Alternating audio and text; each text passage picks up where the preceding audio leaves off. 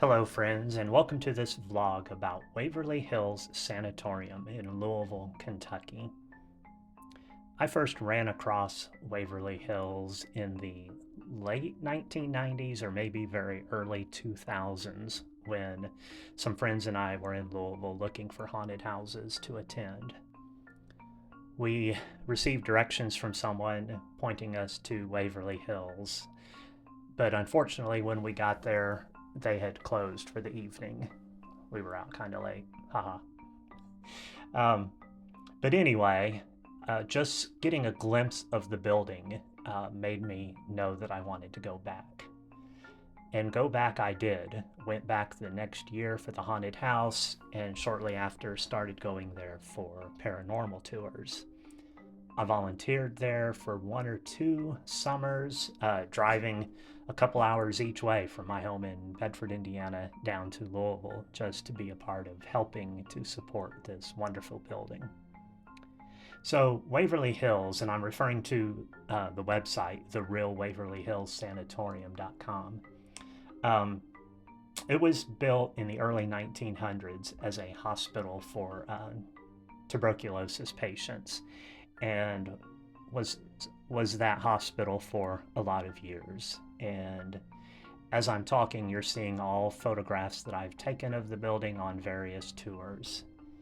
Um, I'm not going to go real big into the history because you can find it on their website, and there's probably a lot of other vlogs that have been done about it. Really, I'm just going to fast forward to in the early 2000s when Charlie and Tina Mattingly bought the property, wanted to save the property. It had sat in ruin for many years, and began offering the paranormal tours. It's considered one of the most haunted places in America, if not the most haunted. I have attended many tours there, like I said, and I've had a few encounters, and that's what this vlog is about today. One specific encounter I had in October of 2023. If you're interested in history, especially like medical tuberculosis history, you should visit this place. And if you're interested in paranormal, you shouldn't miss visiting this place. It is such a intimidating building, as you can see from the pictures, and touring it is just an incredible experience. Like I said, I'm going to get into this in just a few seconds, and that is the experience I had there in October of 2023. I'm kind of a skeptic when it comes to paranormal, but this was definitely an experience. As I talked about in the previous segment, Waverly Hills is a fascinating building, not just because of its paranormal activity, but because of its history as a tuberculosis hospital. I have been enamored of the building and the property ever since I first went there for a haunted house 20 some years ago. I volunteered there for a season or two. I would drive 2 hours from my home down there on a Friday night and sometimes Saturday night just to help out down there. I generally worked in the parking lot, but it was still cool to be part of helping that building, volunteering in any capacity and getting to spend time on the property. Now, enough of all of that. I want to talk about something that happened in October of 2023. As much as I love the building, I'm not a big paranormal person. Like, I'm a big skeptic. I've had a few things happen down there that are, without a doubt, paranormal, but I'm not one of those that every time I go in the building have a bunch of experiences. And for what it's worth, people who go in that building and have experiences every time, it's kind of questionable. I think some people want it to happen so bad to have an experience that they just think it happened and it didn't. I'm at the other end of the spectrum. It's going to have to pretty much slap me in the face for me to believe it's paranormal. And maybe someday I'll tell my other stories, but this is the most compelling story I have. Well, except, yeah, I mean, I have one other story, an experience I had down there with my brother that is a pretty good story. But we'll talk about that another time. Today, I want to talk about October of 2023. My girlfriend and I went down to Louisville. She hung out at the hotel while I went and did a 2-hour paranormal tour. Same tour I've done many times. She's not into paranormal at all, but she was fine with me going, so I did. While we were in Louisville, we went to a street fair, and there were booths, and people were handing out candy and other sorts of swag. And one of the places was handing out, they had a bowl of stuff, and included in there were some dice. Now, as you can see behind me, I my tendency is to say I used to collect dice. I still have these 2 1-gallon jugs that are full of dice, so maybe I still collect them, but I don't generally pick them up. I mean, I used to buy board games at yard sales and things like that just for the dice, as you can see in those jugs. But anyhow, I picked up a couple of dice out of this display. It was for a casino, actually. And that's it, Came home at the end of the weekend, and we were unpacking, going through the swag, the candy, and all of that. And my girlfriend, Amy, set the dice on my desk. And that's where it gets interesting. And just real quick, before we get into the interesting part of this, I did forget to mention that as much of a skeptic as I am, on this particular trip to Waverly, I did feel something brush my ankle. And the ghosts there, the paranormal entities, are known to touch people at times. Again, a lot of people come out thinking they've been touched, and they probably haven't. I have been in the building many times and not experienced anything, as I've said, but this brush against my ankle was enough to give me pause and think that maybe I had been touched by a ghost. So obviously I'm recreating this to the best of my recollection, which is pretty good. And so here's a shot of my desk, and she just tossed the dice on my desk in a random way. She didn't set them any particular way or anything. She just tossed them there on my desk, much like this. At a later point in the day, or maybe it was the next morning, I don't recall for sure, but I walked down the hall towards my office, my den, my computer room, whatever you want to call it. There it is. And nothing out of the ordinary. I didn't know the dice had been placed on my desk, which, if we walk in here, you'll see they are no longer on my desk. But I wasn't aware they'd ever been there, okay? So I'm walking down the hall, and in the laundry room, right there, are the dice. All right? And if we get in close, and I'm going to move in slow here so we don't go blurry, they are perfectly squared up with each other. Like there's no way you could ever drop the dice, roll the dice. In order to get them like this, you have deliberately set them like this. And they are on 5s facing up and the 3s facing out, both going the same direction. Obviously, I asked Amy what she knew about the dice, and that's when she said the last time she had seen them, she had tossed them on my desk. It's just the 2 of us living here, so how did the dice move from my desk to the laundry room and end up in this fashion?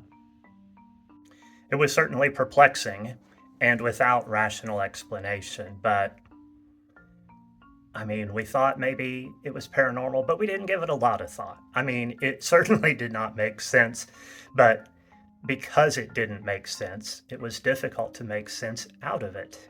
You know what I mean?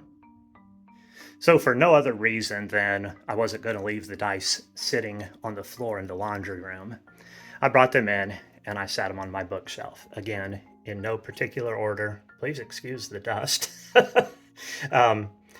No particular order, just set them there.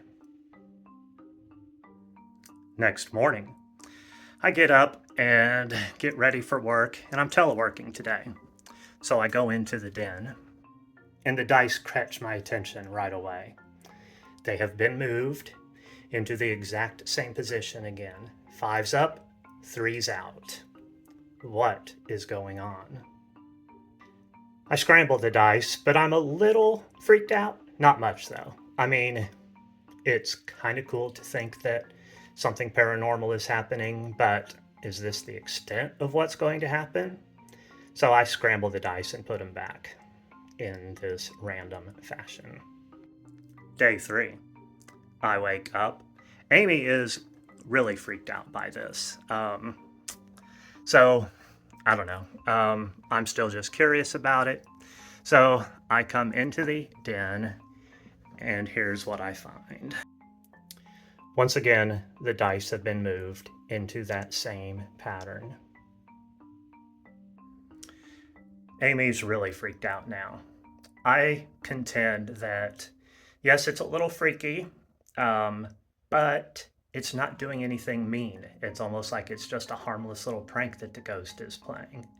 I mean, it's given me some goosebumps, but she is horrified by this and decides to take the dice out of the house.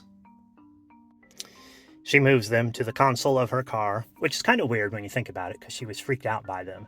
But she did not want them in the house anymore, and nothing else happened with them.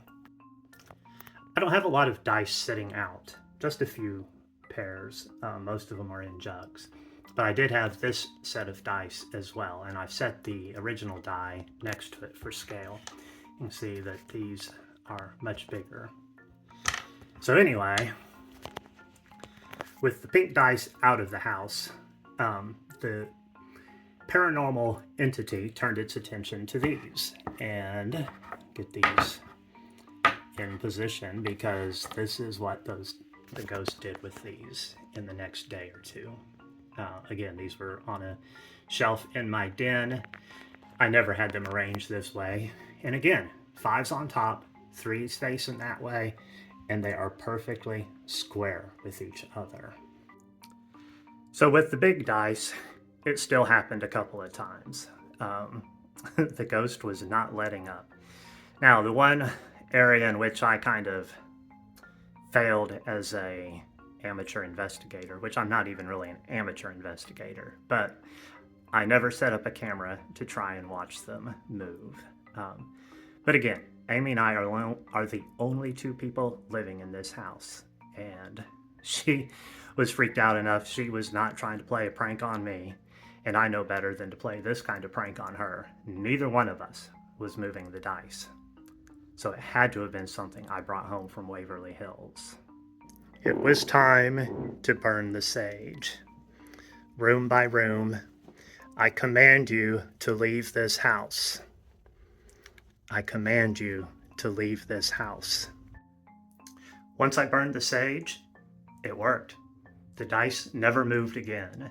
The sage burning sent the paranormal entity somewhere else. But it had left one more set of dice for us to find. Several months later, we moved to a new house. And while I was moving some boxes in the closet,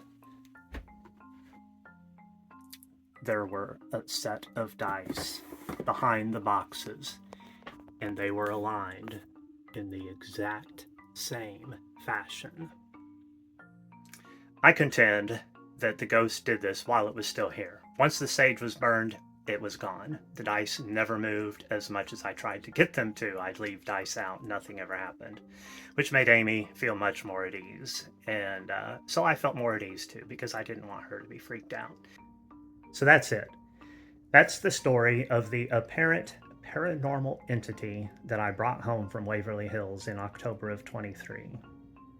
I sent him on his or her way, not sure where they've ended up, but it was an interesting couple of weeks knowing that we truly had a ghost living with us. I did not make it back to Waverly Hills in 2024. Well, I mean, I'm filming this in November. I don't think I'm going to. Amy's not real keen on me going back down there, but I would love to go. Again, it's a fascinating building, fascinating history. Whether you're a history buff or a paranormal buff, you should definitely get down to Louisville and check it out because it's just an amazing place. Thanks so much for watching, and yeah, we'll see how this does. I may post a much shorter vlog of the other story I have to tell about Waverly Hills.